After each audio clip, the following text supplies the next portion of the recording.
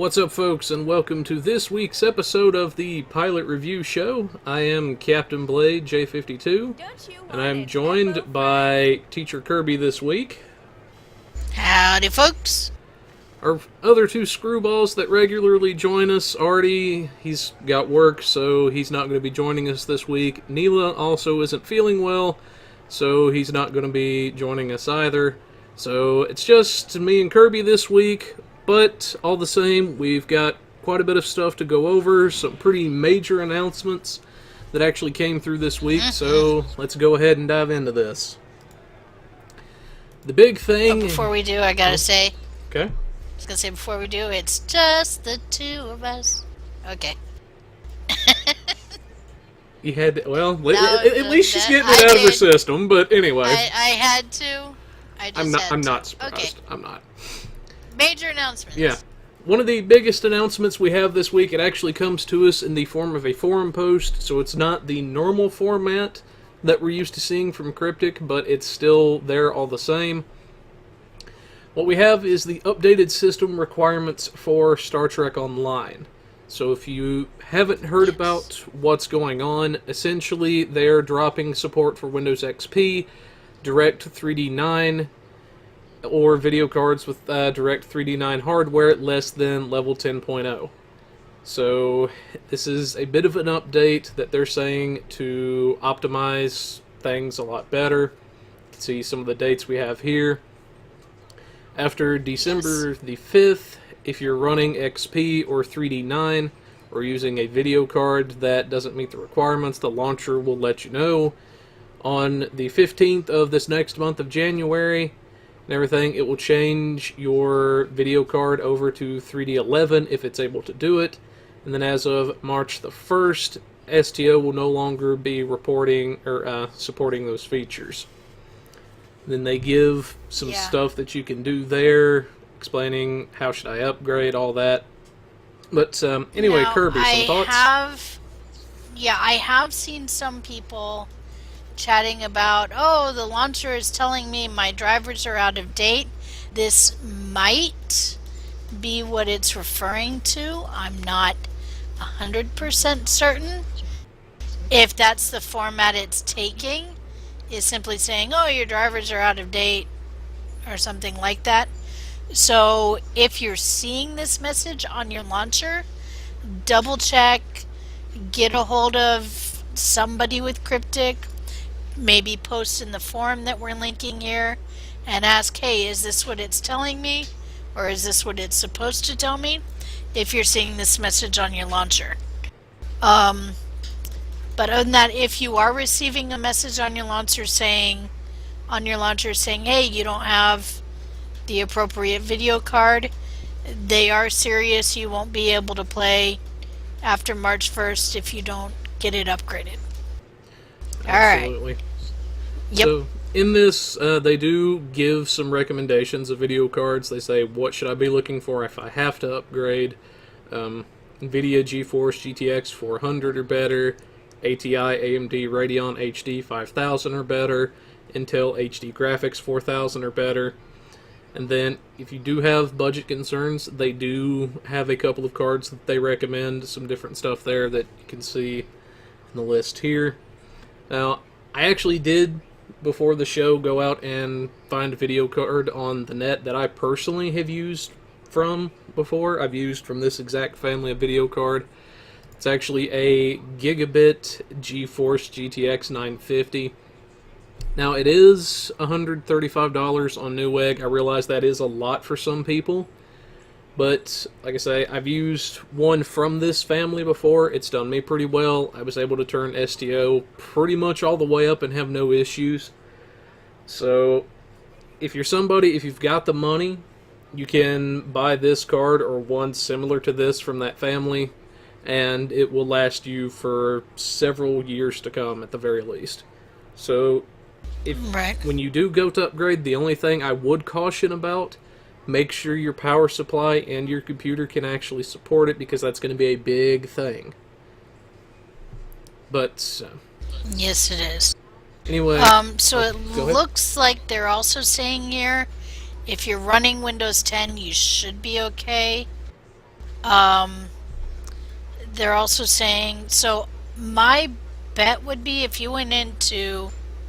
um, if you went into Best Buy or Walmart or any place that gives where you can buy PCs, either laptops or PCs, and say, hey, I need something that has DirectX 3D level 11 or Mark 10 or Mark 11, you could probably find something relatively cheaply if you're not someone who wants to get a part and have to install it. And there are plenty of people that don't. Yeah. So the thing you're looking for is DirectX 11 or DirectX 10. That would do it because it says feature level less than 10. So DirectX 11 would be the thing you have to tell them. Okay? So if you can go into Best Buy or Walmart or even go online and say, hey, I need this, you can probably get a pre-made PC relatively cheap that has this feature in it. And hey, it's a good excuse to upgrade your PC. Exactly. Like I say, I just wanted to throw the video card out there for some people that are kind of curious. Yeah. That maybe they've got a PC, they don't really have enough to upgrade all the way. That is an option you have. As well as Kirby was saying, if you're somebody that's not really that great with upgrading components or you don't want to do it, you'd rather just upgrade the whole PC, then absolutely do what she's saying. And you could find some PCs that'll do very well for budget conscious. They may not be able to turn it all the way up to ultra or the super high-end graphics, but you'll still at the very least be able to play the game. And that's one of the big things there. Right. But anyway, we'll have this in the notes for you guys and everything. If they say anything else about it, about the requirements, anything else, or if they change, we'll be sure to let you guys know. But moving right along, the next thing we have is our Infinity R&D Box promotion. This started... oh, go ahead. And this is for PC. So this is not for consoles, but PC only. Yep. And this did start on Thursday. Yep, so 2 days ago, this is going to be running all the way through to January 5th. So if you're somebody that's been looking to get in on some of these promo ships and everything, now's a good time to do so. Whenever you purchase the development packs, what's going to happen is you can buy either the 1-pack or you can buy the 4-pack. They'll get put into your inventory. Then you open the pack itself. You'll either get the 10 low buy or the ship, and then it'll also give you your R&D pack. Now, the Infinity pack itself, you can open it up into one of several ships. You can get one of the 23rd Century Tier 6s. You can get one of the Jem'Hadar bug ships, either the Recon ship or the Strike ship. You can get either the Command or Intel Sheshar or the Crinum Anorax that a lot of people have been after. So, definitely a good time to go for this. Or if you're looking to build up low buy, this is a guaranteed 10 crystals every single time. So, at least in that instance, you know what you're getting. Then... yeah, it actually works out a bit better. I mean, you get basically 2 keys for a little less than 2 keys for the price of, or a little more than 2 keys for the price you would pay for the single box, but you're guaranteed 10 Lobi crystals for it. So if you're opening boxes for Lobi, the R&D boxes are the better and even cheaper bet to do that, because you're guaranteed you're going to get 10 Lobi crystals unless you get one of the ships, and if you get one of the ships, it's Christmas. Exactly. And that's a big thing there. Usually for the keys and everything, you'll get about between, at least that I've seen, an average of 5 to 7 crystals a box. You can get more, but there's no guarantee. With this, you are at least guaranteed that, so on average you will get more, as Kirby was saying, from the boxes. And plus the R&D components and everything you can get as well are pretty good as well. Now, the key thing that I do want to point out for people buying the 4-pack that it makes note of, instead of it normally being just a 1-pack that opens up into 4, it's going to be 4 separate promotional packs that it throws into your inventory this time around. And Yes. in addition to this, I do want to make the note, because some people have asked us in the past, if you purchase the promotional pack now, but you don't open it until later after the promotion has ended, the pack will still work, you will still have a chance at the ship, and if you do happen to drop a ship, hey, that's just icing on the cake. And I like the way they worded this note in here, because previously they've just said that the promotion, you won't be able to get the promotional pack, or the promotional thing will disappear. And that's why it's confused people. So this last little note says packs purchased during the event but opened after the event ends will still benefit from this promotion's bonus rewards. So they've made it much clearer in this note here. Absolutely. So they did clear up some of the confusion. That's definitely something I was glad to see them throw in there. But we'll have this in the notes for you guys and everything, so you can check that out. Maybe kind of decide if you want to go for a ship.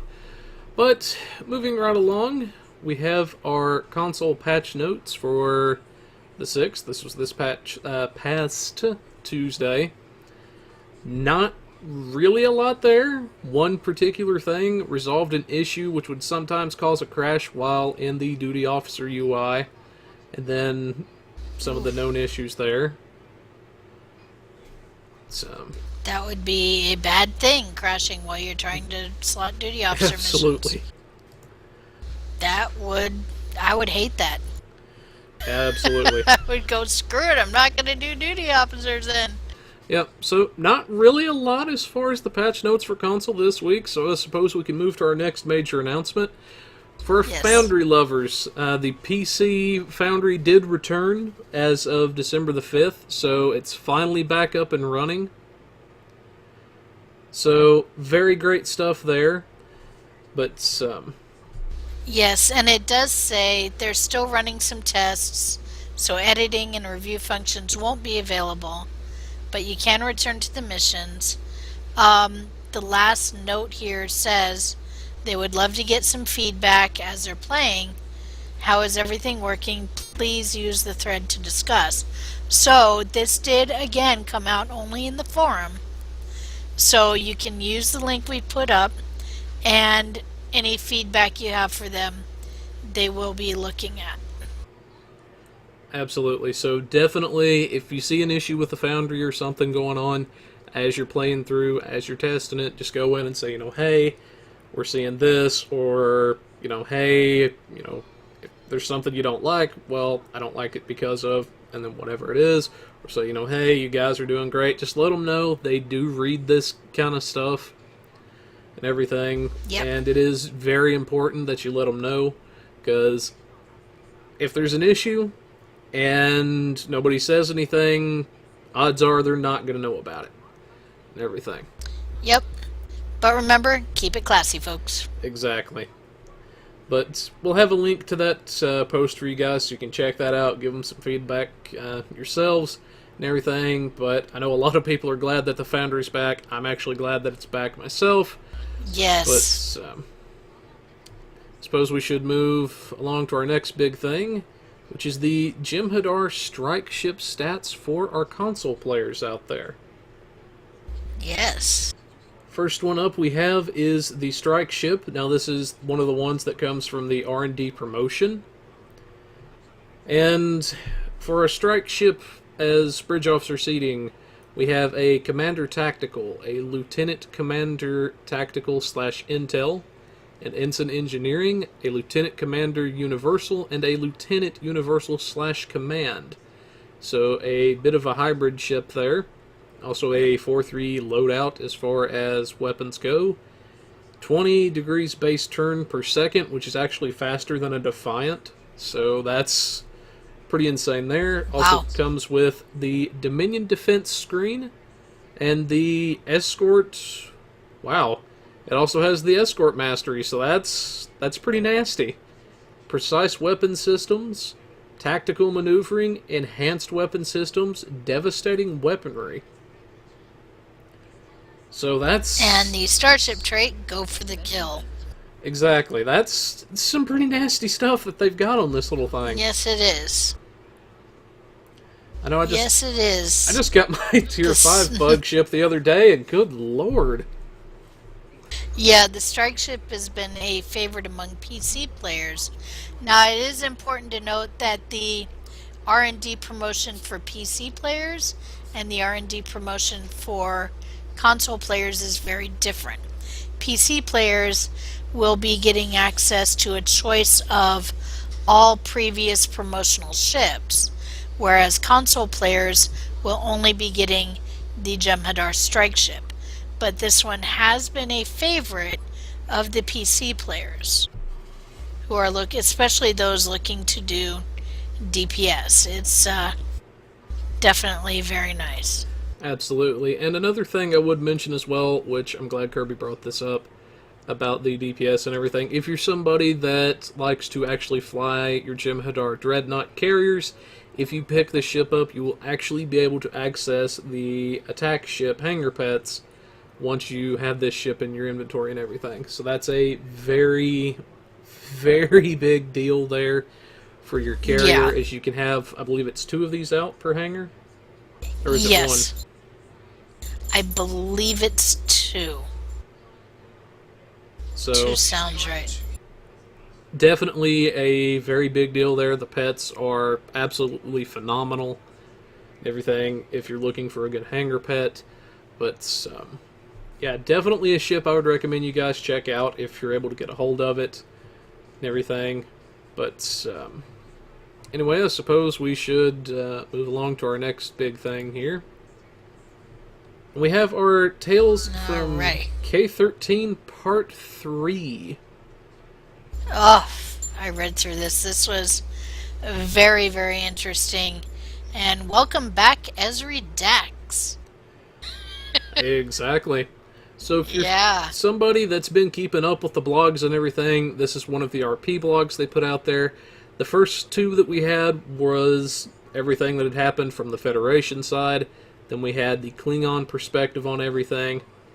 Now we've got, in the modern times, we have a bit more of stuff going on, and they've brought in Esri Dax to try to help resolve the situation, and especially using her advantages as the former Curzon Dax. So, very interesting blog, definitely worth the read if you're into this kind of thing.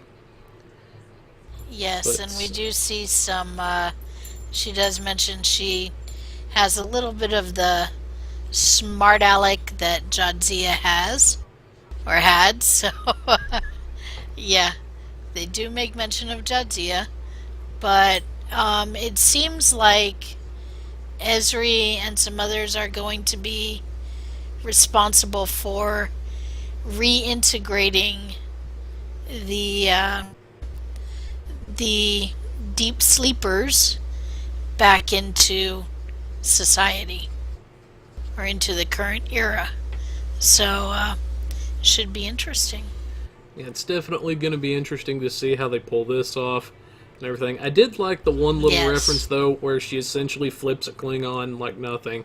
So, definitely don't mess with Dax, or you will get your Hainan handed to you on a silver plate.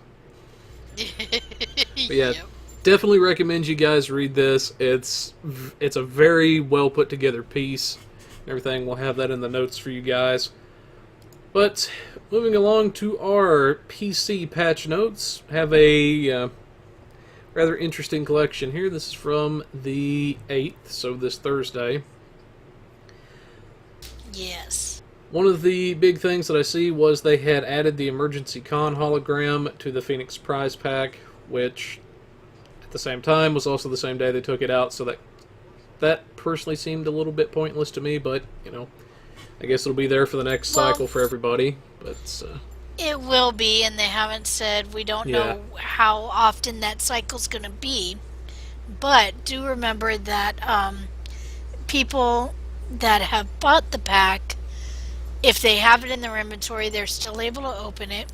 If they have the tokens, they're still able to claim anything they want at the rarity they have with the tokens. So some people may have been told, oh, we're going to put the holograms in, so they may have held off claiming claiming the appropriate level token to wait for the con hologram to come in. That's a good point. So, yeah. Like I say, that was my only gripe with it for people like me that had already spent all their stuff, and then this drops and it's just like, dang it, I want that. But definitely, like Kirby's saying, if you have anything left over, you should be able to claim this, so that is definitely a good thing there. If I had to guess, I would say look for the Phoenix prize pack once every 3 months maybe, or even if it's twice a year, that's still a very big deal. Yeah. But I think it's pretty much safe to say that this is something that's not going to go anywhere. It's something that's going to cycle in and out occasionally, because there was way too many boxes popped in just the first hour that I was on and everything, and way too much money was made for the company itself for this not to return. Yeah, I see this returning. Yeah. I do. But it will be short duration when it does return, so it's going to be a get it now or you miss out. Yep. Kind of thing. I think it's going to be on a 6-month or maybe even a yearly. I could see that. But, yeah. The other big thing that I do see this week is talking about the Chelbog warship. It now has a Lieutenant Commander Universal seat instead of a Lieutenant Commander Tactical seat. I know this was a very big thing whenever the blog actually got changed and people were discovering, wait a minute, this doesn't match. I know it got changed from tip-ops to Intel, and then it was supposed to have had the Universal station, but people were getting the Lieutenant Commander Tactical. So. Right. And so those that were complaining should be happy now. They have their Lieutenant Commander Universal. Right. So, but it's still going to be the specialty seat is still going to be Intel. Yeah. So you're stuck with override subsystem safeties. Yeah. Sorry, folks.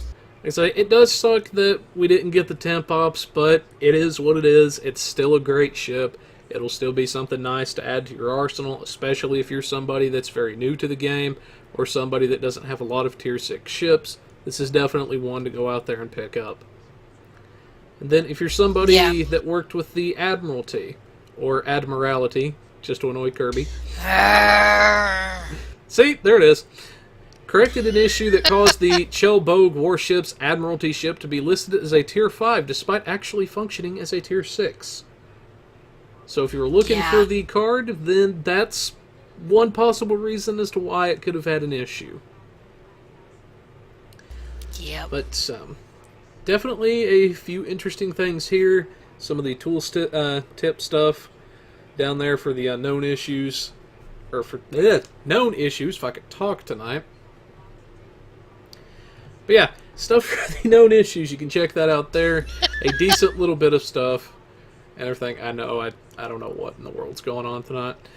But anyway, this is the next big thing that I wanted to get to for our console players is the bonus XP month. So this is a very good thing that's going on. Actually started on the 6th, so right after the recent console patch. And it's going to be running until January the 10th. While this is going on, all events and anything that awards XP will be doubled. Yeah, this is huge for the console players. This means you can level up your captains a little faster. If you're trying to get from level 50 to level 60, which, believe me, we know is a slog. Slog it out now, because it'll be a heck of a lot easier. Absolutely. So, definitely, So definitely go for it. My tips is go through the Romulan space patrols that helps you get XP a little bit faster. It's a bit easier, at least for me, my opinions. So I would say go for that, and that'll help you Absolutely. get through it a bit faster. But yeah, they'll give double XP, as will everything else. So yeah, definitely some good things there. Pretty much, I know I've had good luck with the Delta Patrols as well. Maybe replaying some of your old favorite episodes that you wanted, or if you're looking to go back and farm some equipment, well, you got a little bit of extra motivation now in the fact that you can get some extra experience out of that, so that's very good. Now's a good time, folks, on console to level up all of your characters that you've got, maybe slog out some extra specialization points. Whatever it is, this is definitely a good thing to have, and I know this is actually going to give me some motivation to level my tune as well, but definitely something good for you guys there. But do you know if console players have the temporal duty officer missions, the temporal and mirror universe ones? I don't know if they do or not. I want to think that they might, but I'm not going to swear to that. Okay. Because if you can find them on the exchange, the temporal or mirror universe duty officer missions, those would be a great thing to do right now during a double XP month. Absolutely. And if you don't, I'm sorry. Yeah, whenever you do get a hold of them, if you guys don't already have them, that's definitely a good source to use. I know especially during events like this, it's possible that you can go from whenever you can first run duty officer assignments all the way up to 60 in just a couple of cycles. So it's very, very well worth it. But moving along to our next big thing, we have our upgrade weekend for PC players. This is going to be running from this Thursday until Tuesday, the 13th at 10 a.m. So everything tech-wise is going to be doubled. So that's a very good thing there. So if you're somebody that went out and picked up these Phoenix tokens, you're essentially getting 2 times the upgrade for the price of 1. I believe console captains had the Phoenix tokens. No, they did not. So yeah. I probably should have mentioned that, but anyway. It's okay. So yeah, if you're a PC player and you got the Phoenix Tech upgrades, then that's definitely a big thing to have there and whatnot. But the PC captains wouldn't be affected by the console upgrade weekend. It's okay. We're still getting used to this, folks. Yeah. But definitely your superior upgrades will be worth twice as much. Actually, every upgrade will be worth twice as much. So definitely a great thing to have and to use. So you can end up upgrading things for half the cost in dilithium. So great time to do it if you've been waiting. So definitely do your upgrading during the upgrade weekend. Yes, absolutely. So if you're looking to get that last item to Epic, but you just haven't had the motivation to do it, now's definitely the time to do it. But I suppose we should move right along to our next big thing. We have the K-13 special holding unlocks. We have some more fleets, or some more fleet projects that have rolled around. Everything, such as let's see, where's the one that this one talked about? So this one is for the, it will give you vintage gear. There it is. Yep, vintage gear. So this will kind of clean up where you get your ground gear and ground weapons, and it will place vintage gear on display in the retrofit engineering facility. So it is quite a bit of dilithium, but one of those things that helps to clear away the debris and give you something nice in there. Absolutely. So for our Space Barbie people out there, everybody that likes to RP, or just generally wants their holdings to look nice, then this is definitely something I would recommend you guys check out. everything. Like Kirby was saying, it is a lot of dilithium, but in my opinion, it's something that's worth it because it looks a heck of a lot nicer. And normally I'm not somebody that worries about that sort of thing, but in this case, I definitely like it, and it's something I'm going to recommend personally. But anyway. Yep. And remember, you have until December 22nd to slot the project.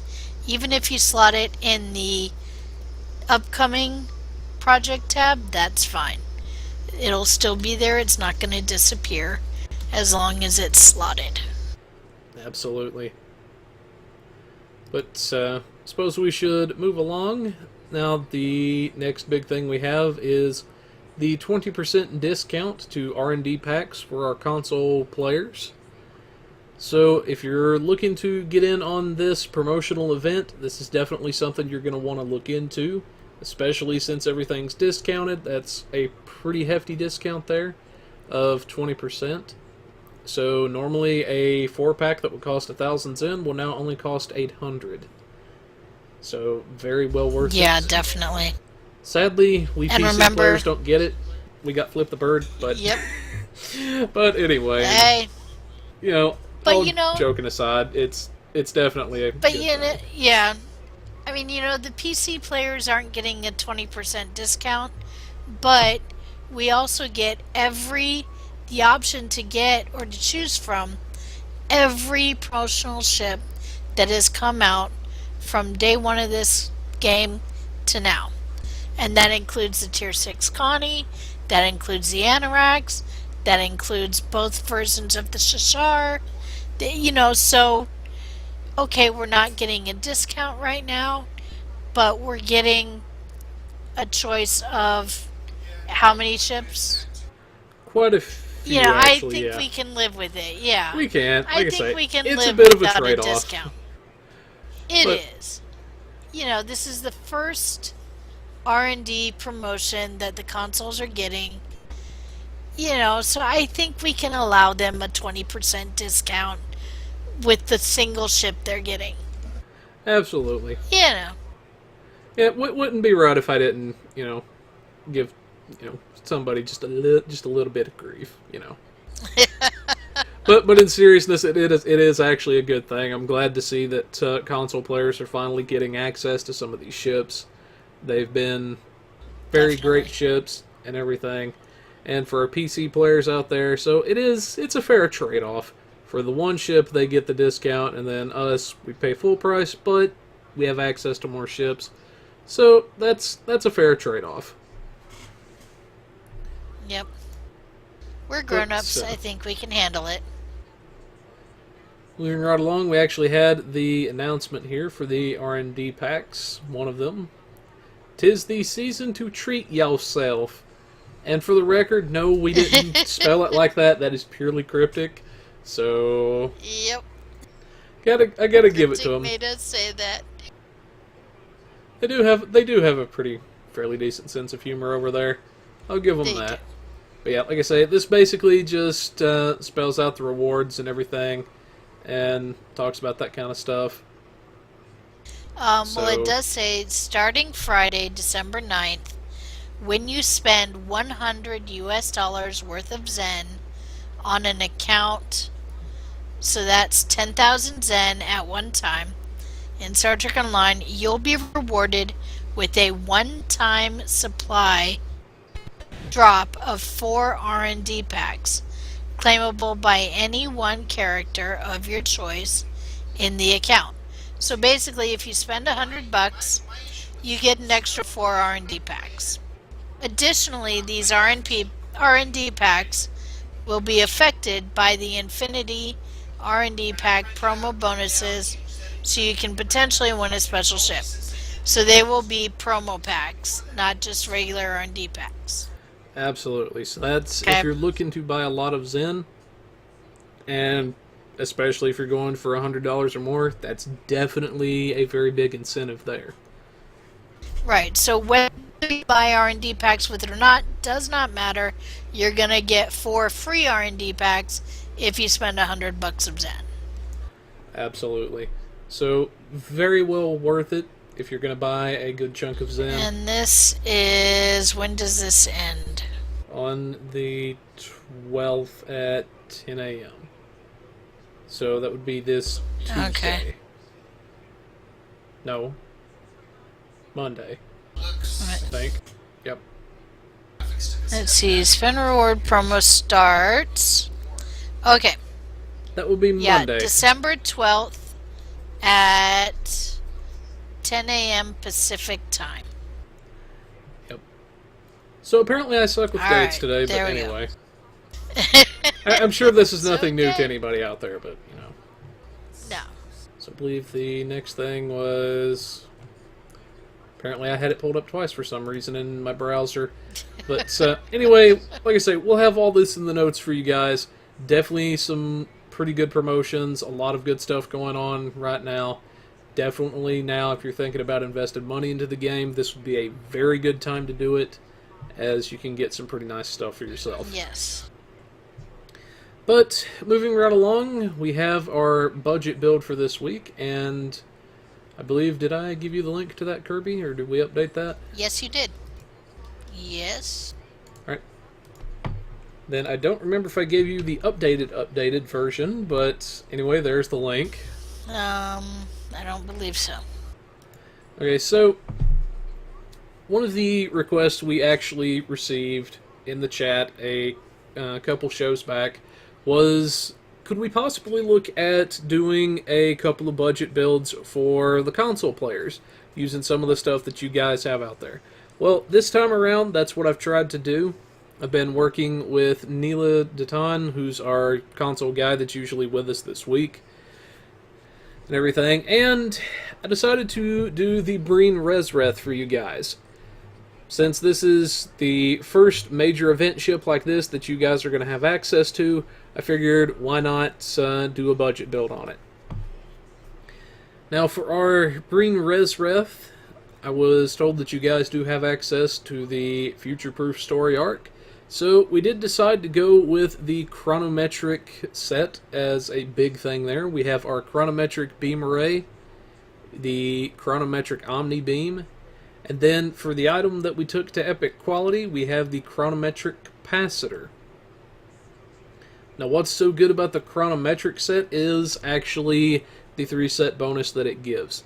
This grants a 31% exotic bonus damage and also a, I believe it's 17% energy weapon damage for 15 seconds while that is active.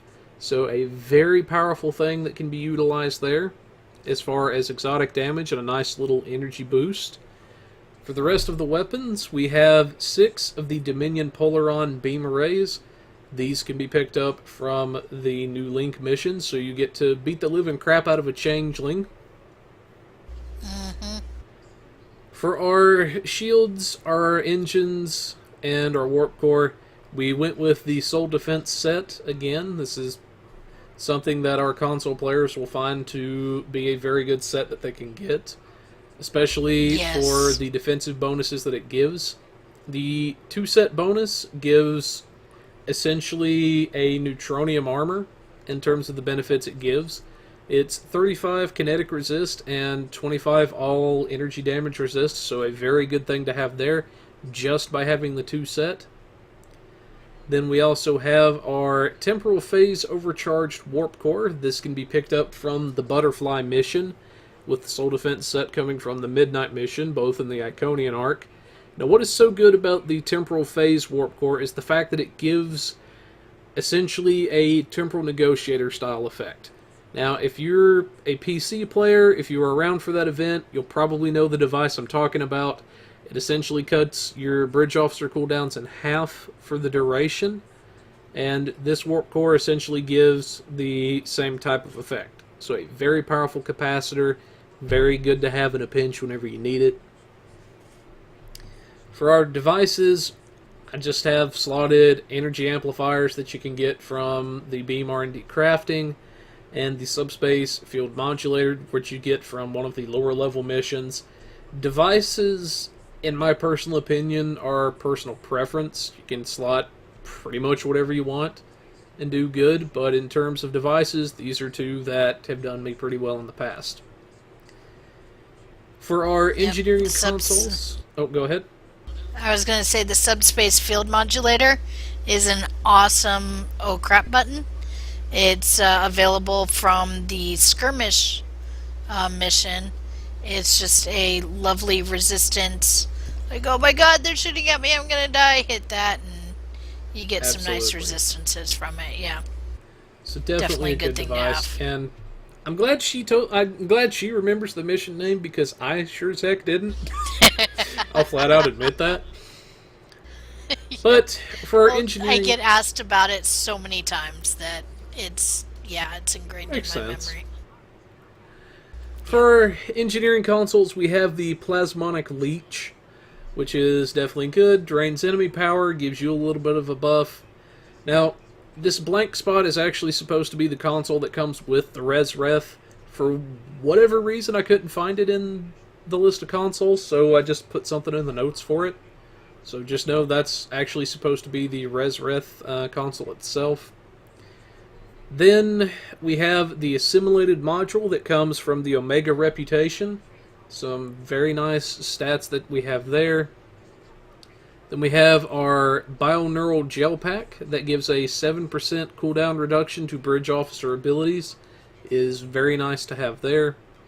Then we have our Conductive RCS Accelerator. This is actually acquired through the crafting system, or perhaps purchasing on the exchange if some people decide to sell them. They give the benefits of a regular RCS console, which increases the turn rate by a pretty sizable amount. But the good thing about the conductive version is that you can actually proc a benefit, which reduces damage to shields and gives additional turn rate. So, in this instance, it's one of those situations of why only have one benefit when you can have two, versus using a standard accelerator. Science consoles, I went with 3 of the weapon signature amplifiers from the Embassy. I know that's one of the fleet holdings that I believe actually one of the first ones that console actually had. So, very good consoles to have. They add a plasma explosion to your weapons. They also increase the amount of threat that you're generating, so that's a very big thing to have and a very big deal in terms of threat generation. Now, eventually, for my console players out there, I don't think you guys have access to it yet, but when you eventually get access to the Crenum Science Lab, then you'll have access to those consoles, and those would be a viable alternative if you don't want to use the plasma exploders from the Embassy. For the tactical consoles, we have 2 of the Polaron phase modulators. These you can typically pick up through missions. You can pick them up through R&D crafting, perhaps off the exchange. And then we had the chronometric capacitor, which was also from the chronometric set that we took to Epic. As far as our hangar bay goes, I like to think that the pets are personal preference, so you guys can slot pretty much whatever pet that you want there. You do have a singular hangar bay, so choose wisely, and yeah. Now for the budget builds, I'll usually recommend they just go with what came with it. Yeah. Until they can afford something better, yeah. As far as our bridge officer layout goes and everything, pretty much all these abilities are things that you have already in game. Should be able to pick some manuals up from the Delta Flight mission for the warp bubble, and maybe get another captain to train an ability for you. But for our first seat, we have the Lieutenant Commander Universal / Command. I slotted a tactical officer in this one, and for the abilities that I recommended were the Overwhelm shield emitters. This drains enemy shields and also buffs your shield regeneration, so a very nice little thing to have. Drops their shields quicker while also buffing yours. Then we have the Rally Point Marker. Essentially, you drop a rally point in space. While you're in that, you get some healing benefits as well as an engineering team effect every so often that will heal you. For our attack pattern, I went with attack pattern Omega. Now, some people prefer to use beta for the shorter cooldown and the damage debuff that it gives. Some people prefer to use delta if you're taking a lot of threat.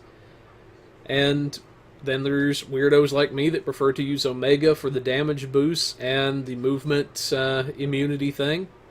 There really is no set in stone best winner take all. You have to use this attack pattern. Again, it's just my personal preference, what I recommended. If you want to use beta or if you want to use delta, those are definitely viable options for you guys to use. Yeah. See, I would have set it up as putting 2 copies of Fire at Will 3, and then the Fire at Will 2 that you have in the Lieutenant Tactical, and then I would have put a beta in the Lieutenant slot here, because it has the shorter cooldown. Right. So you'll have an attack pattern up with damage resistance much more often. I would have left the overwhelm emitters here, and then I would have kept the tactical team. Yep. Definitely a lot of options and everything. And yeah, we want to make sure you guys realize just what all you actually can do with this ship. You've definitely got a lot of flexibility here. Everything. You don't have to have it exactly like what I've got. This is just one particular option that you have. For the Ensign Universal, I went with a Science Officer, and I used a Hazard Emitters 1. Not a lot of options that you really have for instant stations, but it's something nice to have. The Hazard Emitters basically heal over time, purges certain hazard debuffs from you. Very nice thing to have. For the Lieutenant Tactical, I used a Tactical Team 1 and a Beam Fire at Will 2. Tactical Team, of course, to redistribute the shields. And also purge stuff like boarding parties. Very, very good stuff there. For our Commander Engineering, I went with Engineering Team 1, obviously for the whole healing. Also purges engineering debuffs. Then we have the Reverse Shield Polarity. Allows us to recharge our shields in a pinch off of incoming damage. Then we have Emergency Power to Weapons 3. This one, you may need an engineering captain to train for you if you're not an engineer, or purchase off of the exchange. This one gives you a boost to energy weapon damage, as well as giving you some weapon power for the duration. Then we have our Warp Bubble ability. This one actually comes from the Delta Flight mission, so once you run that mission once, you'll be able to pick up the manuals for it. This one essentially debuffs enemy damage that they're throwing out to you, and at the same time debuffs their turn rate. So if you need them to deal less damage in a pinch, this is definitely a good ability to have. I've yet to see a hard upper limit as to how many enemies it can affect, so pretty much as long as they're in range, they're going to get hit by it. Finally, for Lieutenant Commander Science, we have a Science Team 1. Nice little shield healing, purges certain debuffs. Feedback pulse for whenever we're getting hit. It's a nice little FU to the enemy, essentially. Sends some of their damage back at them, and they can actually kill themselves off of their own damage. So, very nice ability to have. Then we also have our Gravity Well 1, which can pull a lot of enemies together and hold them in place. So, very nice ability there to have as well. Yes, definitely. For the skills, this is pretty much, again, this is personal preference for what I like to use. I personally am not somebody that cares for the ultimate abilities. If you're somebody that likes to use the ultimate abilities, you absolutely can. I've always felt personally that, for me anyway, you have to give up far too much in other areas to justify their use. But if you want to use one, absolutely go for it. They're definitely nice abilities to have, and they have their uses. Anyway, we have our Lieutenant and Lieutenant Commander skills here. We have our Commander and Captain levels. And then, finally, our Admiral level skills. You don't have to have exactly what I have. Again, you do have a lot of flexibility with this new skill system. This is just the build that I personally have found success with, and is one of the ones that I recommend. Specializations. Okay, apparently I didn't slot that. But for specializations, I like to use the pilot as primary for the damage immunities it can give you and damage reductions, and then strategist secondary. I don't know if console has strategist yet, but if you guys do have it, that's one I like to use. If you don't have strategist, then I would recommend considering intelligence, perhaps. But needless to say, definitely some flexibility. And pull up our traits right quick. Far as our personal space traits go and everything, I just assumed somebody's running a tactical officer. So if you have an alien character, you'll have an additional trait than what this shows. But pretty much everything here is a free trait that you can pick up in-game. You have the Beam Barrage that comes from the Beam R&D School. Also the Give Your All. And I use these even though they are R&D and take a while to get, because I'm assuming you're leveling 1, possibly 2 schools as you're raising your character up. And they're nice abilities to have. Then we have Beam Training for free damage, Elusive for free defense value. We have Imposing Presence for free threat generation. Then we have Operative for free critical chance and severity. We have Point Blank Shot. That actually comes from the House Peg mission. We have Last Ditch Effort, which is the tactical career specific trait. If you are an engineering captain or a science captain looking to utilize this build, you would just swap Last Ditch Effort out for your career specific ability. And then the final one is Fleet Coordinator. Basically, the more people you have in your party, the higher the damage bonus you get, up to a maximum of 10%. So, pretty basic as far as our space traits go. For our starship traits, we have the Improved Pedal to the Metal from the Pilot Tree. And then the Best Defense, which adds a hull healing buff to our attack patterns. And that also comes from the House Peg mission. Now, as usual, I'll make the same disclaimer. I only use 4 of the Space Reputation slots because I'm assuming that you guys don't have the 5th slots unlocked yet. But as far as our Space Reps go, I used Energy Refrequencer, so a portion of your damage that you deal is also granted to you in healing. Advanced Targeting Systems for free severity. Precision for free critical hit chance. And finally, the Nanoprobe Feedback for essentially a free feedback pulse every once in a while. Normally that's not one I would really use, but based off the reputations that I saw that were available, this was one of the ones I chose to go with. For our active reputations, we have Quantum Singularity Manipulation. So that buffs our science stats for a time, as well as grants a temporary cloaking effect. Biomolecular Shield Generator. Essentially, you throw up a spherical shield in space, and it reduces damage to your shields, as well as provides a bit of healing. Lastly, we have the Deploy Sensor Interference platform. It essentially throws out a little sensor thing that taunts all enemies to itself, so could potentially buy you a couple seconds to crack off some healing if you need it. Very nice stuff overall. But,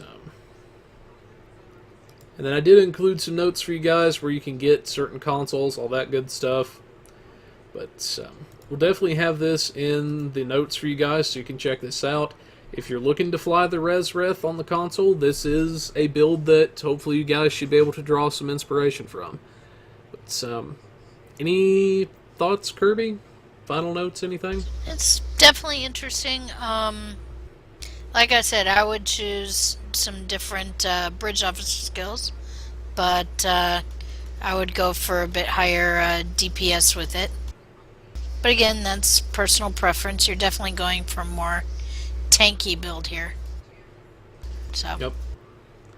Yeah. Point being, folks, you definitely have a lot of options.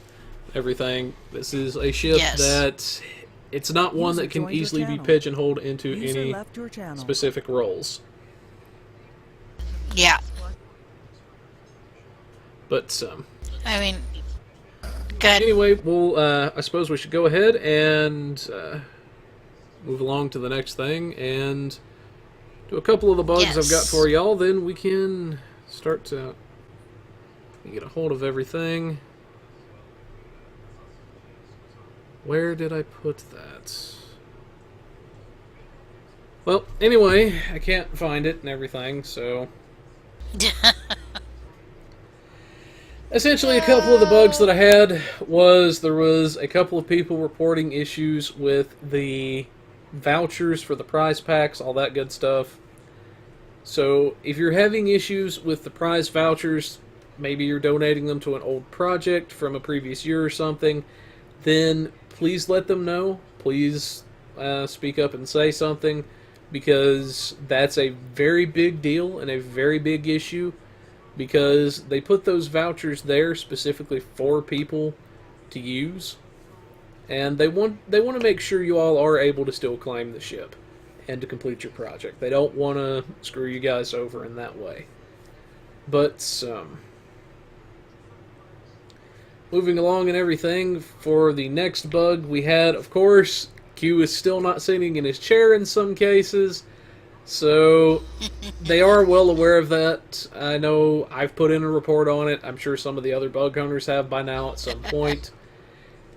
Yes, and we made sure that he Yeah. knew that Q is not sitting in his chair. They definitely We made sure of reported it that. to him. But anyways, like I say, that's that big thing there.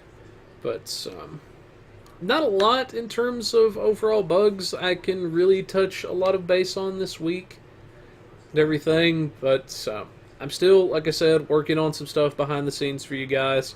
And I know I don't go into a lot of detail on here, but for pretty much every bug that I'm able to share with you guys, there's about 4 or 5 more usually that I can't really talk about on air for obvious reasons. But anyways, like I said, that's pretty much all the bugs this week. And for this week, for Teacher's Corner, we have one of my personal favorites that she's done in a while is the concept of threat tanking. Take it away, Teacher Kirby. Yes, so I gotta say the idea for this video came from a viewer of my YouTube channel from Run Level 0, who I must say writes very interesting comments. So he says, and I'm going to read it, you'll know what I mean. He says, "My beloved mistress, would you please make a video explaining threat and the concept of threat tanking? I've been playing for a while and have not quite grasped the full concept. I know that threat is generated as you deal damage, and it makes the enemy target you above less threatening allies. But I'm not sure exactly how that's a good thing. I always equated being shot as a bad thing. But can it also be good? Like crossing the streams? Thank you, madam, for entertaining the ramblings of yet another loathsome, lesser life form." Like I said, interesting comment. Absolutely. So, yes, I know, right? I mean, it makes me chuckle whenever he makes one of these fun comments. But he makes a good point. A lot of people don't quite understand the finer points of threat or why somebody would want to get shot. So I went through the fact that a threat tank is an integral part of a good team. That when you have a threat tank who can pull the threat from the high DPSers in the group, that it actually helps the high DPSers to get higher numbers. Indeed. Which is a good thing for them.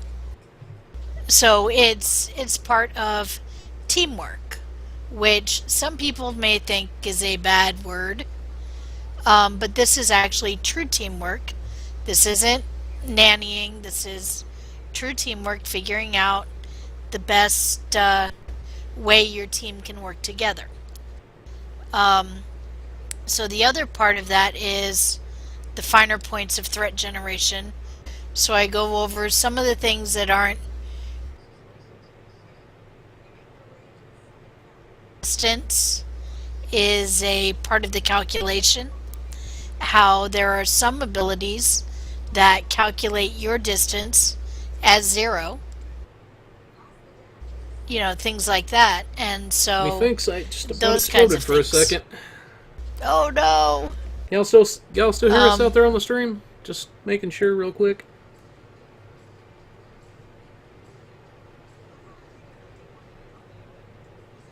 I think we're good. Okay. But anyway, sorry. But continue. that's okay.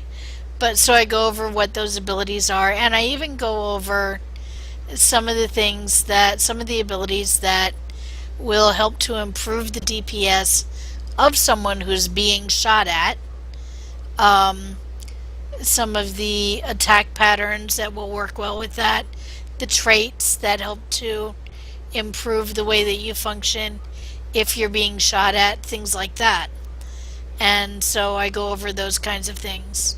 Not all of them, but a few, so you can kind of get an idea of how this works and why you would want to do that. So, in short, it can be like crossing the streams, run level 0, and I explain how. At least some ways how it can be good. Alright, so that is Teacher's Corner this week. Yep, definitely something I would recommend y'all check out. I know one thing I would add as well, as far as tanking goes, you know, she did a very great job of explaining it. You know, threat taking is what I like to do. In fact, that's what our budget build was based off of, is actually threat tanking. So, a big thing I would say as well, a lot of people do wonder, is she saying, well, what use is it? Usually, if Kirby and I go into a run, usually what happens, I'm the one that's sitting there taking the threat. That concentrates all the damage on me. That frees her and everybody else up to kick the living crap out of what's shooting at me. Right. So, good thing. And especially if you're running on a science-based tune, and you'll figure out why I say that if you watch the video. Or if you're running, like, if I take in my 170k tune, I'm going, oh, good God, somebody's taking the threat, thank you! You know? Absolutely. So, yeah. The last big thing I would say as well is, and this is one thing that a lot of newer tanks make the mistake of doing, it's not necessarily the stats that you have that matter. It's not necessarily your hull capacity or your shield capacity that matters. That's definitely good to have if you can get it, but it's how well you can maintain what you have that matters the most. You could have 500k hull and 500k shields all day long as a hypothetical, but if you can't keep that up, if you can't keep that filled up, what use is it to you?